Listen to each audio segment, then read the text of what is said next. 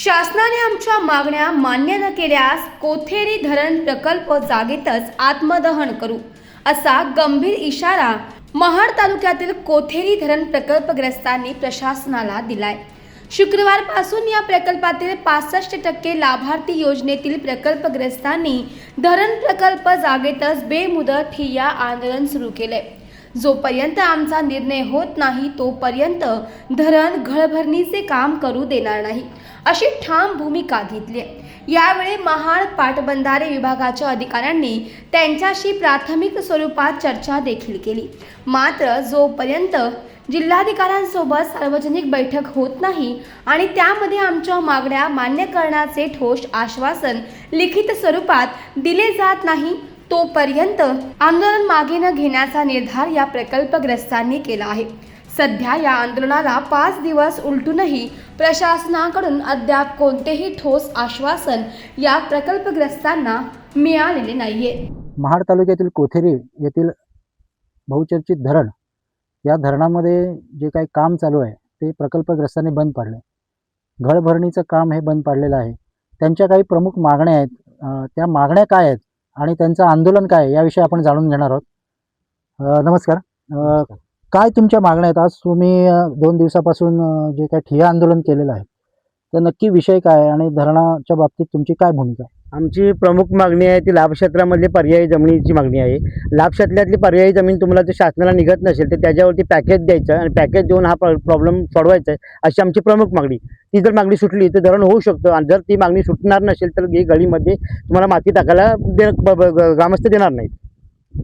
एकंदरीत काम सुरू आहे, पण त्याच्या बाबतीतला काही कायदेशीर आदेश किंवा काय असं आहे का, अशी काही माहिती घेतलीत का आपण? त्यासाठी आपला दुवा म्हणजे त्याच्यासाठी GR आहेत। 1984चा GR आहे, 2006चा GR आहे, 1999चा GR आहे, 2013चा GR आहे। या प्रत्येक GR मध्ये उल्लेख स्पष्ट केलेला आहे की आधी धरण नंतर पुनर्वसन, आधी पुनर्वसन नंतर धरण, या योजना या मार्गामार्फत सगळी कामं व्हायला पाहिजे होते। त्यानुसार 2006च्या GR मध्ये स्पष्ट उल्लेख केलेला आहे की जोपर्यंत प्रकल्पग्रस्तांचे प्रश्न 100% सुटत नाही आहेत त्यांना लाभ क्षेत्रामध्ये पर्यायी जमीन दिली जात नाही। ती दिल्याच्या नंतर जिल्हा प्रशासन त्याला एक प्रमाणपत्र देते की आता कोणतीही बाबीत शिल्लक राहिलेली नाही आहे, मग ती पाटबंधारे गळभरणी करायचं नियोजन करायचं।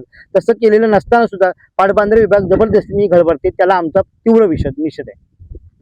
आपण जेव्हा त्यांना निवेदन दिलं आणि काम बंदचा आपण सूचना केल्या त्यानंतर त्यांच्या वतीने कोणी आपल्याशी बोलणी करायला आलं होतं का? त्याच्यानंतर आमची बैठक झाली होती जिल्हाधिकारी कार्यालयामध्ये, अपर जिल्हाधिकाऱ्यांच्या नेतृत्वाखाली आणि पुढे 25 तारखेला बैठक झाली। त्या बैठकीमध्ये 16 मुद्द्यांवरती चर्चा झाली आणि त्यावेळी अंतिम असं ठरलं होतं की त्यांचा 65% पर्यायी जमिनीचा जोपर्यंत विषय निघत नाही तोपर्यंत तिथे काही करू नका।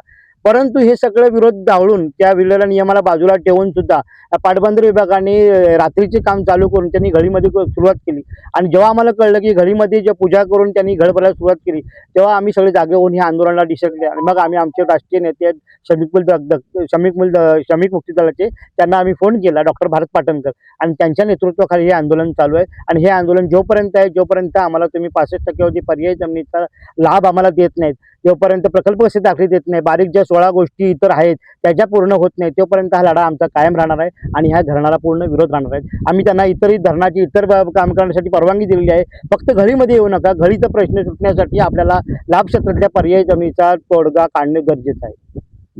आपले नेतृत्व भारतजी पाटणकर यांनी आपल्याला काय सूचना दिल्या या बाबतीत?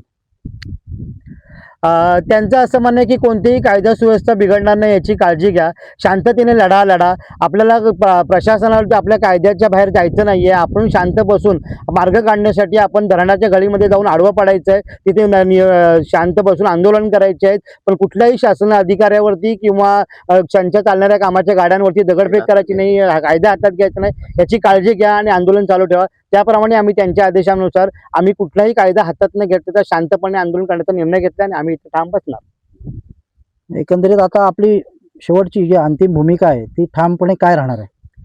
आधी पुनर्वसन नंतर धरण, या कायद्यानुसार चालत आपल्या दोघांमधला दुवा आहे तो GR आहे। कायदा तुम्हालाही लागू आहे, कायदा आम्हालाही लागू आहे। कायद्याचे उल्लंघन आम्ही करत नाही, परंतु पाटबंधारे विभाग कायद्याचं उल्लंघन करून हा कायदा हातात घेऊन हे धरण तयार करतात, त्याला आमचा प्रचंड विरोध आहे। जर आम्ही आजचं हे आंदोलन केलेलं आहे, हे आंदोलन अशासाठी आहे की आमच्या 14 प्रलंबित 14 मागण्या आहेत. 14 मागण्यामधली एक महत्त्वाची मागणी म्हणजे 65% ते देय जमीन आहे. ती देय जमीन आम्हाला जर ह्या 8-15 दिवसात ते जर देणार असतील तर घर भरायला काही हरकत नाही. अन्यथा त्यांनी जर ते नाही दिले तर आम्ही ह्याच गलीमध्ये धन केल्याशिवाय राहणार नाही.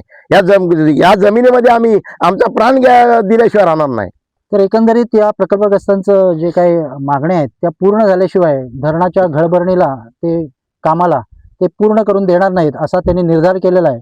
आणि जर का हे काम त्यांनी सुरू केलं तर आम्ही इथेच आमच्या आत्मदहन करू ह्या जागेतच असा त्यांनी निर्धार केलेला आहे. नवराष्ट्र डिजिटलसाठी चंद्रहास नगरकर, महाड, रायगड.